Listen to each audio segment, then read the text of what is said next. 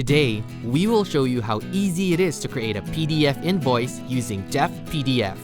Go to DeftPDF.com on any web browser. From the top menu, select All Tools and click our new Invoice Generator.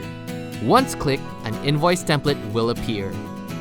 From this tool, you will be able to change the logo just by clicking the link and inserting any image file from your computer. To change the sample text on the template, simply place your cursor on the text area or highlight the word to edit the sample text. You can also add more items on your list just by clicking Add Row in the Resize Table menu found on the sidebar. You can add as many as you need.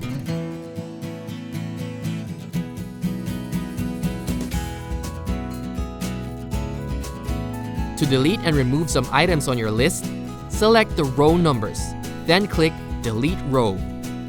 You may customize the color of your invoice by clicking the color icons found on the left-hand side. When you're done, click Save as PDF. Then download. You can also save it in your Dropbox, Google Drive, or share it through email. It's that easy! Check out our other tools that are as simple as 1, 2, 3.